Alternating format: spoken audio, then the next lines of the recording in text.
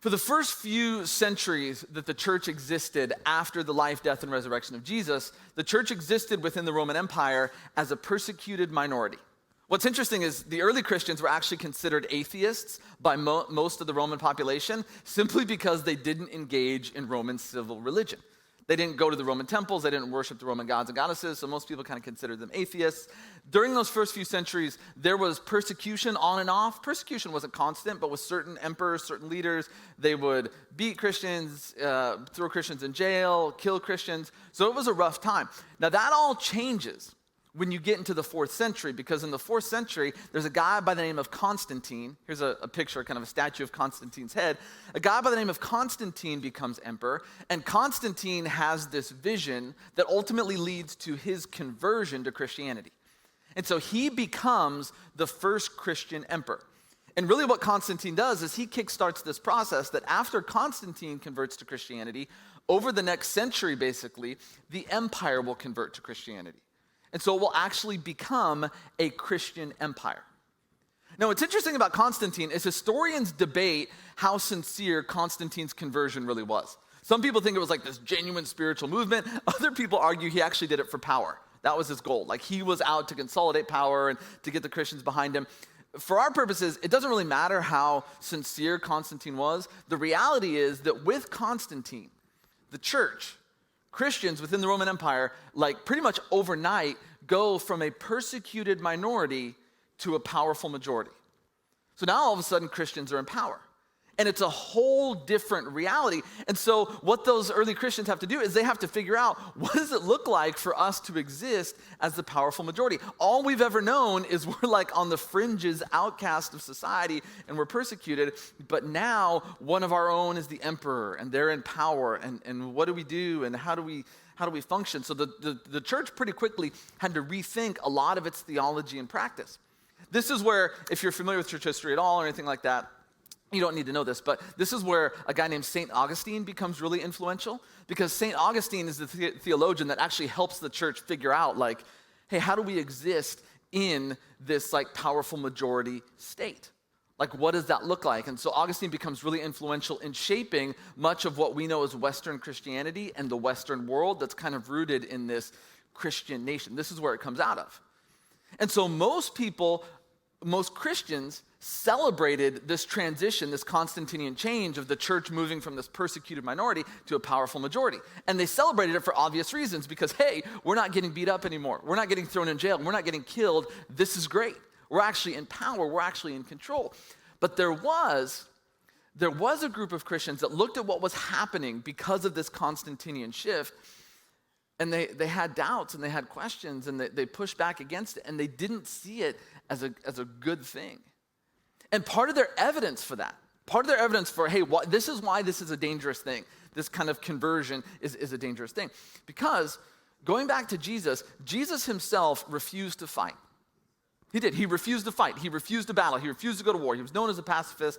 Paul was. For its first few centuries, the Christians refused to fight. They were pacifists. But now, Constantine takes the cross, the symbol of the cross, which again, at this point for centuries, had been this symbol of peace and sacrifice and love, and he puts it on his royal banner. This is his flag. And so this is now the flag with which the Roman Empire is conquering and enslaving people. And so you had all these Christians that are looking at going, that's scary to me. There's something about that just wasn't comfortable. And so what you had is that in the 4th century, you had all these people who would flee from their cities, these Roman cities, and they would flee out into the desert.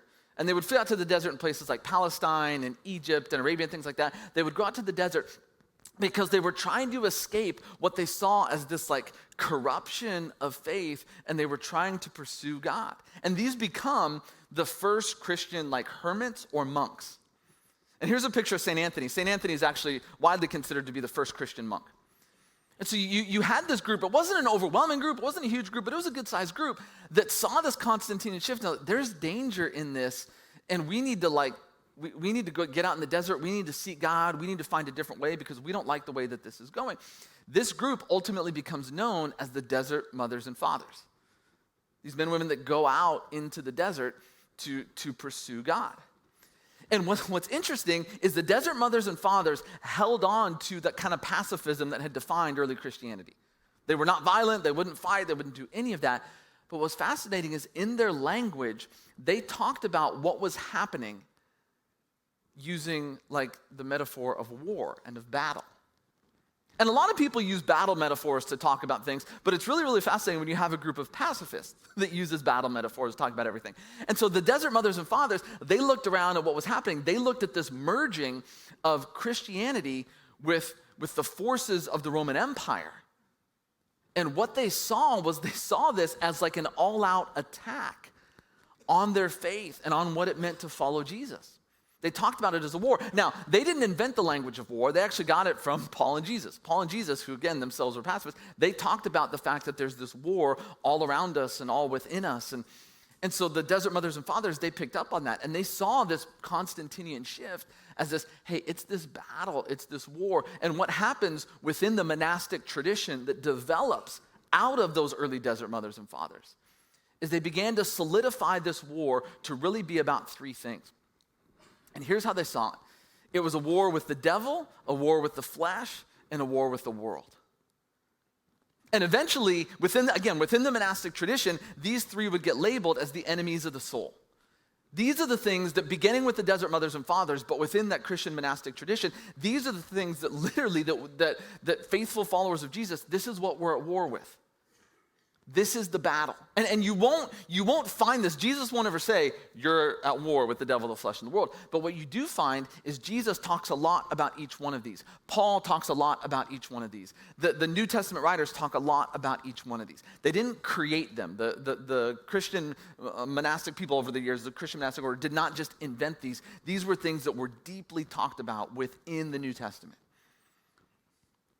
John Mark Comer was a pastor up in Portland. He wrote a great book recently called Live No Lies. And in it, he talks about these three things, and he talks about how they work together. And here's kind of the formula that he puts together. He says, here's how these things play out in our life. He said it begins with the devil and deceptive ideas that play to disordered desires that are normalized in a sinful society. And what Comer's really brilliant on, again, is taking these three things that were defined within the Christian monastic tradition and saying, this is how they work together. That the battle that Jesus talks about, the war that Paul talks about, the war that the early desert mothers and fathers saw firsthand in their own life, this is how it works. It begins with lies that play to our own disordered desires that then get normalized in a sinful society. And so what I want to do over the next few weeks is I want to look at each of these. I want us to understand this war because here's why I think this is so important. When you talk about the desert mothers and fathers, these are the first people that witnessed the emergence of what you and I know as the Western world. I mean, they saw it firsthand. And yes, you had people like Augustine and things like that saw great things in the emergence of Western culture. And there are a lot of great things. I love Augustine. I love a lot of what he wrote, but there are some things I think he missed on. Because there's also some concerns, there's some dangers, there's some pushback. And this is where I think listening to the desert mothers and fathers is helpful because they saw some things that I think that we miss. And so over the next few weeks, I want to go and I want to look at each one of these. And I want to talk about this battle, this war, these enemies of our soul that are literally out to destroy us. And what it means for you and I today in the way that we live, in the world in which we live, because we are the inheritors of the Western world that emerged with that Constantinian shift. And so today we're going to start by talking about the devil. And when we talk about the devil, like, it's kind of a difficult thing to talk about because sometimes we look at it and go, oh, that's, the devil's dumb, it's stupid, it's what ancient people believe, we've moved beyond that. But then on the other hand, I've known some people, and maybe you know some people that attribute everything to the devil. The devil made me do it. The devil stole my parking space. The devil's the reason my vegetables rotted in my fridge or whatever. And so I think the first question we have to ask is the biblical writers, the men and women who wrote the Bible, the Old Testament, the New Testament, what do they mean when they talk about the devil? When they say the devil, what is it that they're actually referring to? Are they referring to this guy? Are they referring to something generic? What is it they're getting at? Here's a bunch of titles that are used to describe this being that we often call the devil or Satan or whatever. The Satan is one, the tempter, the deceiver, the ancient serpent, the evil one, the destroyer, the great dragon, the prince of this world. Now here's the thing I want you to know. You don't have to remember all these. You don't have to remember any of these. But here's what I want you to notice. They're all titles. They're not proper names. Even the term Satan means the accuser. It is a title. It is not a proper name. And so all the ways that Satan or the devil, or however you want to say, all the ways the devil is described is he's described with these titles of what he, what it, whatever it, what it does. Now, there are hints within the biblical story, and there are even some stories within like our own Christian tradition of where the Satan comes from, where this being comes from. And there, again, some of it comes out of like obscure passages within the Bible. Some of it just comes out of, stories even within culture. Paradise Lost affects a lot of that stuff. But there are hints that whoever or whatever this being known as the Satan is, the devil is it's part of God's creation that rebelled against him and is out to destroy him. All the other things, like you can kind of, well, what about this, what about that? But that's really the core of it, that who or whatever the Satan is, it is this being that exists as part of God's creation that has rebelled against him to overthrow him. John Mark Comer in his book, this is how he kind of summarizes Jesus' view of the devil when he talks about it. Here's what he says. The devil is an immaterial but real intelligence at work in the world, with more power or influence than any other creature in the universe after God. He is the evil behind so much of the evil in our souls and society, an animating force behind it. So see, the problem is when you and I, when we just get to the point where we dismiss the idea of the Satan or the devil or whatever you want to say, when we just dismiss it, God, that's something old, years and years, centuries and centuries, ancient people believe, but we've moved beyond that, and we know there is no little red guy with a pitchfork. When you just dismiss it like that, you miss really the heart of what Jesus is getting at. You do. Now, on the other hand, when you talk about it too much and you associate everything, the devil this, the devil that, that's bad too. C.S. Lewis, that was his warning. C.S. Lewis said, don't think too much about the devil, don't think too little about the devil. Like it's got to be in the middle. That for Jesus understood that behind the evil that exists in our world, there is an animating force. There's this like malignant evil behind the evil that we have in our life. See, a lot of times in our modern world, what we think is we think, you know what, if we want to have the perfect society, what we need to do is just get rid of all the bad people and have everybody make good choices. If we get rid of all the bad people and have all the good people make good choices, everything will be great. But this is where Jesus comes along and says, no, you have to understand that behind the bad choices that people make, behind the evil that we as people commit, there is this force, there is this power, there's something real there. And so overcoming evil isn't just, hey, everybody make good choices, everybody be nice and kind. There's something else deeper that is this animating force. And again, we draw it with pitchforks and horns and all that stuff, and it's, I don't know if that's helpful or not, but sometimes I think that takes us away from really what Jesus is getting at.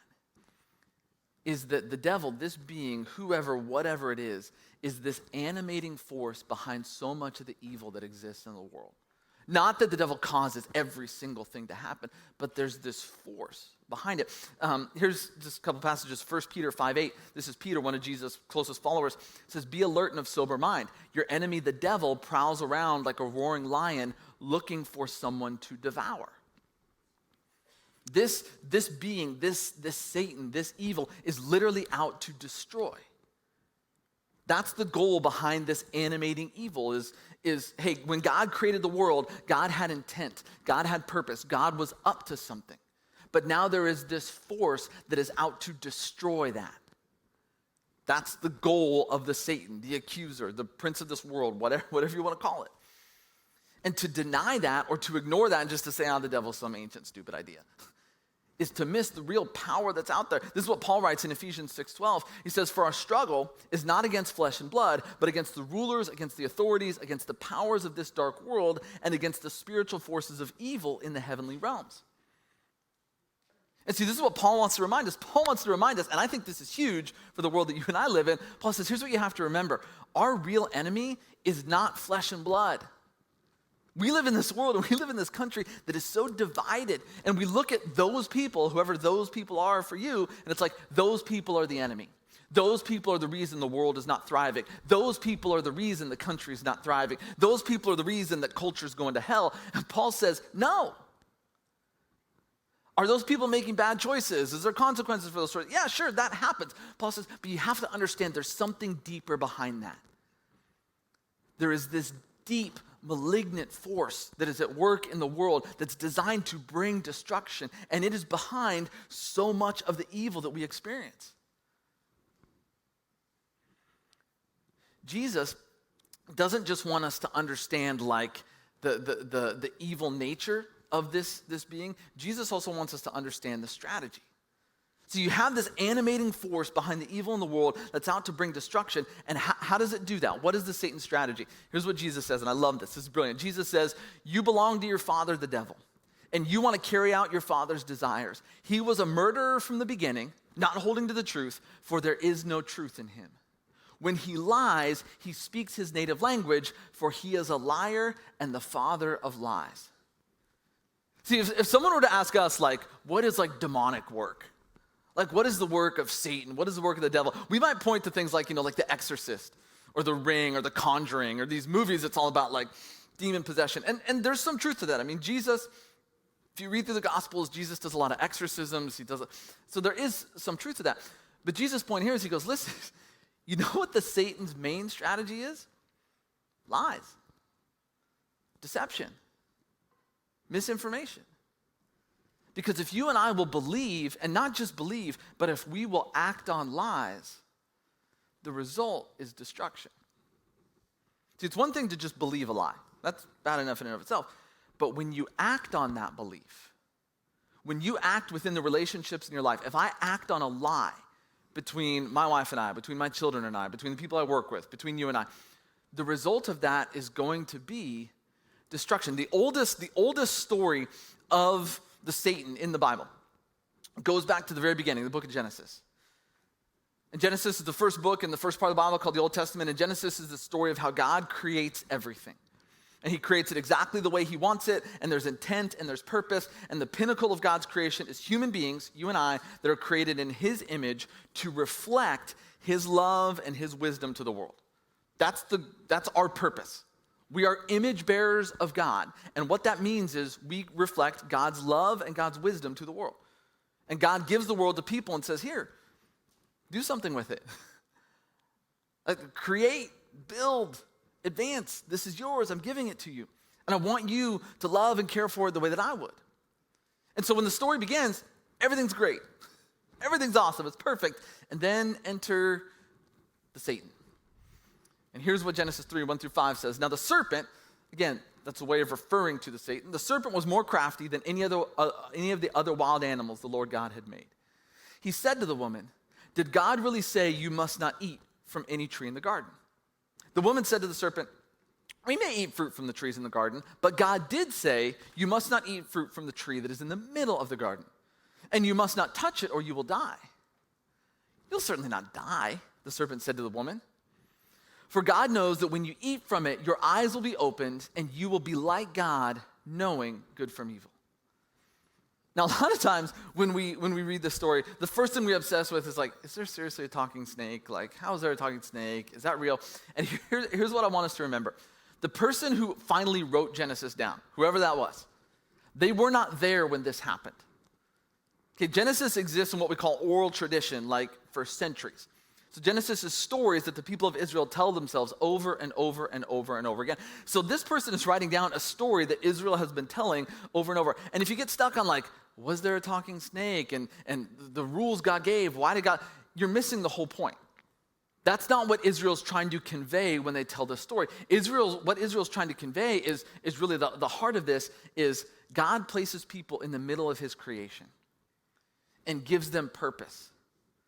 And then in comes this force, this being that just twists God's words ever so much.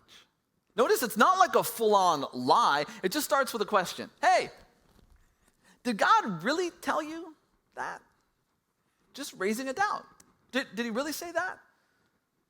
Oh, that can't be true. You're not going to die if you eat a piece of fruit. I mean, come on. You're just not gonna, by the way, just this is a side note, most people tend to think of the tree in Eden as an apple tree. I can't prove this, the staff can tell you this, I believe it was an avocado tree, because if there's anything that brings sin into the world, it's an avocado, because those are disgusting. And I know I'm in the minority on that, but that's just my personal opinion. So anyway, so he tells like, you're certainly not gonna die.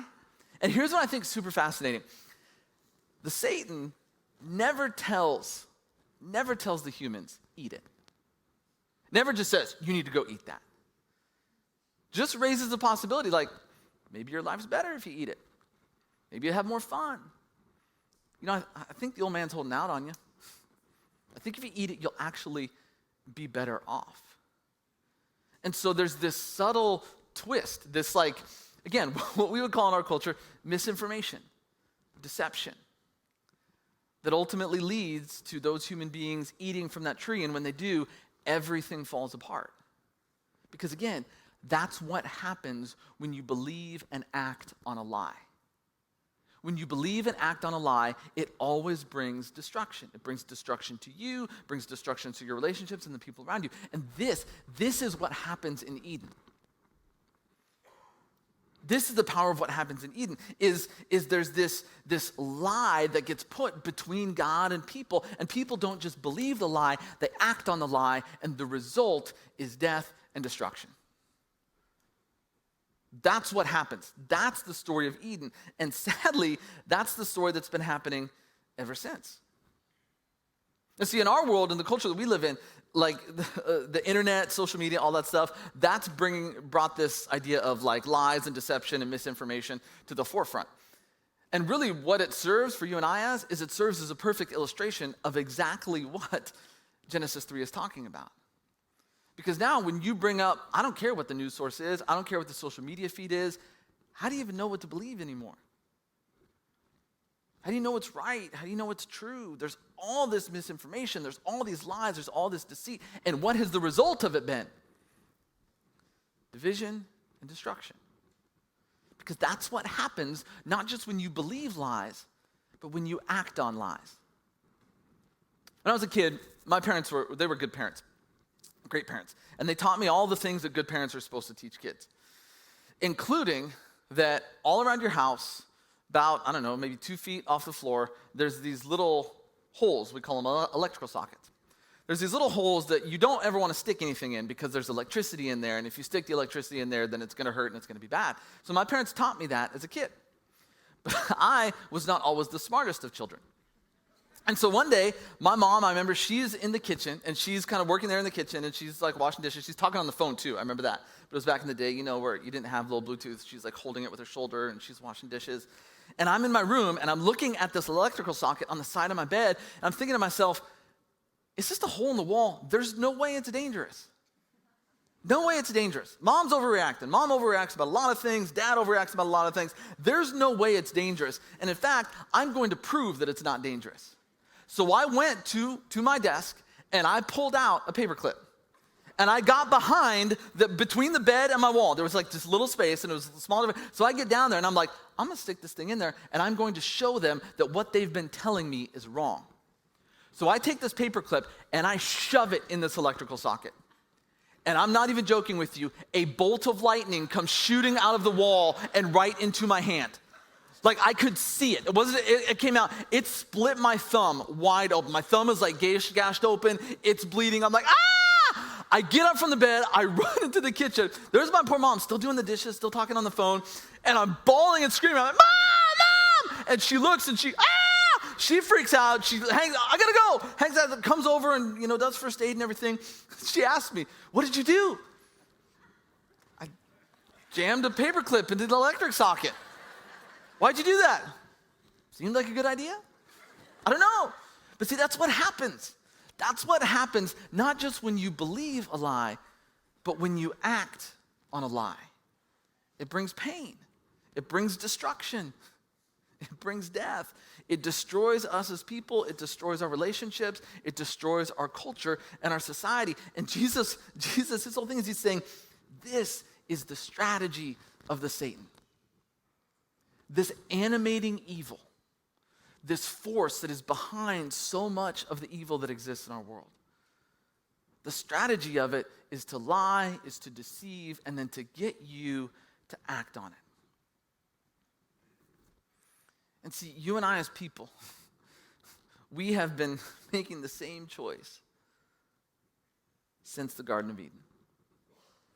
Sometimes when I tell my kids the story of the Garden of Eden, Adam and Eve, when my kids were younger, they used to get mad at Adam and Eve. They're like, they screwed it up for all of us. But I'm like, yeah, but the point of that story isn't that they did it. It's that we continue to do it. And we continue to believe and act on those same lies, particularly the lie that we can be our own God and we can be in control. And we can figure things out. And see, this is, again, one of the things that's really, really important when you talk about this idea of the devil or the Satan, is that you and I like to think that as people, we can figure out and solve all of our own problems. And so again, when you talk about evil in the world, when you talk about things like prejudice or racism or sexism or human trafficking or war or violence or famine or disease or whatever, we like to think that, you know what, we can fix these things. We can solve them. And so again, what we need to do, get rid of the bad people, lock them up, put them away, then it's only good people, and we just all make good choices, and then everything will be great. This is really a lot of what is the myth of the progressive society. We've believed, really since the Enlightenment, that if we just keep moving forward, if we keep making progress, if we keep getting better, if we keep advancing, then we'll create this utopia on earth. And I think what has happened, particularly over the last 5 or 10 years, that myth has died.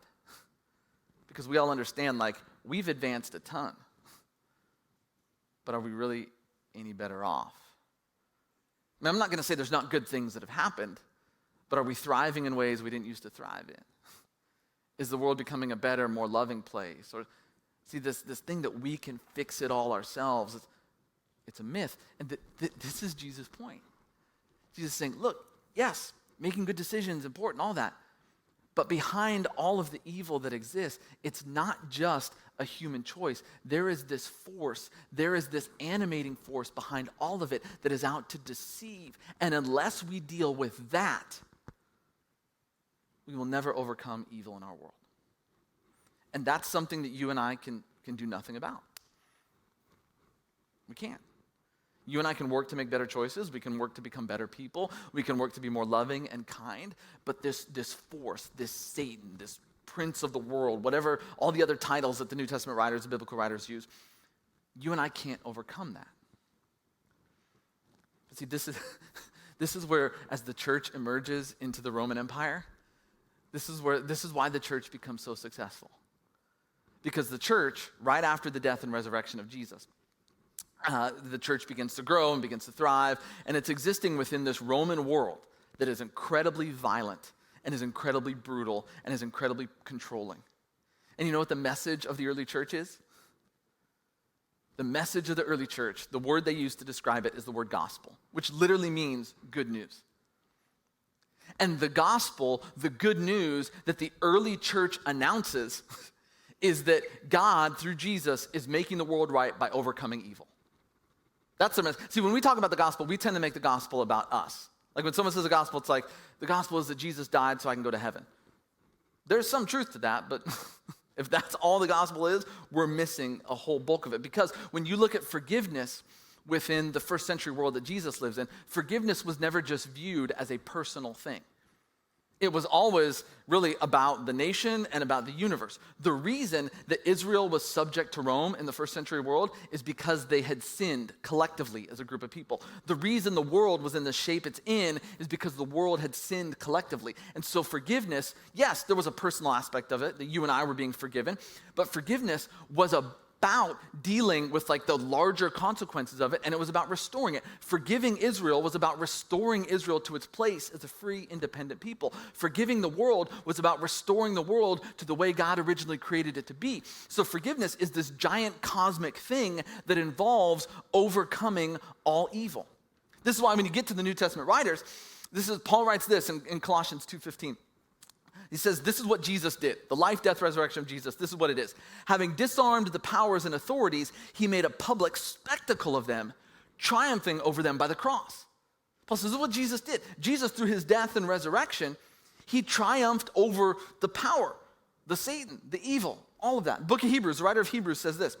He too shared in their humanity, he's talking about Jesus, so that by his death he might break the power of him who holds the power of death, that is the devil. This is why Jesus died and rose again, to defeat this animating force behind evil that you and I can't, so there can be restoration in our lives, but also in like the global cosmic sense. Going back to Paul in Colossians, he writes this too. He says, "For he has rescued us from the dominion of darkness and brought us into the kingdom of the Son he loves, in whom we have redemption, the forgiveness of sins." That this is the good news that the church was announcing to the Roman world. This is what God did in Jesus. That God is overcoming evil and creating this whole new reality. Jesus referred to that reality as a kingdom of God. That's what he called it. It's a reality in which God is in charge. And so this is what Jesus does. This is the good news. And this was good news for everybody. That, hey, you and I live in the brutal Roman world. The Roman world where there's violence and death and destruction. But what you need to know is that God in Jesus has enacted this plan to make the world right. And that's what God is doing in and through Jesus. So when you talk about Christian faith, in a lot of ways, really Christian faith comes down to this statement: do I believe that God is working through Jesus to make the world right? Because that's the announcement of the gospel. The gospel is that in a world that is full of brokenness and pain and hurt and deception and lies and evil and all these other things, the gospel is that behind all of that, God is actually enacting, through Jesus, his plan to make the world right. And it's already happening. This is what Jesus said in his life. He just said, it's already happening. So here's the thing about the gospel. The gospel, much like lies, they're not just something you believe, it's also something that you act on. If you and I, as individuals, if we collectively as a church, if we really believe that even in the midst of all the chaos we find ourselves in, that God is actually working to make the world right in Jesus, that changes everything. If I don't believe that God is making the world right in Jesus, then I'll just go on living the way we've always lived since Genesis 3. But if I really believe that God is making the world right through Jesus, that changes the way I live. It changes the way I treat. It changes my values. It changes the way I interact with people. It changes the kind of husband that I am. It changes the kind of father that I am. It changes the kind of coworker and neighbor and community participant I am. And here's what else it does, is it gives significance and purpose to every single thing that you and I do. Because if God is making the world right in Jesus, implicit in that is an invitation for you and I to join him. The gospel is this proclamation that no matter how you and I respond, God is going to make the world right in Jesus. The actual biblical story, we often think that the biblical story ends with us flying up to heaven. It doesn't. The biblical story ends with God coming down to a renewed creation. Because again, God is making this world right by overcoming evil. And you and I get invited to participate in that. And so everything that you and I do, every single little thing, every kind word that you speak, every act of service, every act of generosity, however big or small it may be, everything we do toward that end lasts and has meaning and is eternal because it's part of God's bigger plan to make the world right through Jesus. And here's what I love. Here's what Paul says to the church in Rome. He says, you know what happens when you and I, not just when we believe the gospel, but when we live it? Paul says, here's what happens. The God of peace will soon crush Satan under your feet. It's God who crushes that power because we can't do it. Jesus did it through his death and resurrection. But what Paul says, he says, yeah, but when you and I live in response, when you and I live in the reality of the gospel, that God is making the world right through Jesus, God goes on crushing that evil a little bit more and a little bit more. That's what it means to be followers of Jesus. That's what it means to be a church. It's a church that doesn't just believe the gospel, but that acts the gospel, because we know the gospel is the hope of the world, that in Jesus, God is making the world right. And you and I get to be a part of that. Let me pray. Father, I thank you so much for your love for us. I thank you that you came down to this place, and through your death and through your resurrection, you are overcoming evil. Not just evil in terms of the choices that we make, although there is evil sometimes in the choices we make, but God, that that malignant force of evil that the biblical writers often refer to as the devil or the Satan or the accuser. But God, there is something out there, something bigger that we can't see. But God, you, through your grace and your love and your power, are overcoming all of that. You are restoring and redeeming this world. I know sometimes it doesn't seem like it. Sometimes it's easy just to give in to despair. But God, I'm thankful that we get to live with the hope that you are making this world right. That is the gospel. That is the good news. And we are invited to join you. God, help us to be a church that doesn't just believe the gospel, but we act on it. God, we love you and thank you and pray this in Jesus' name. Amen.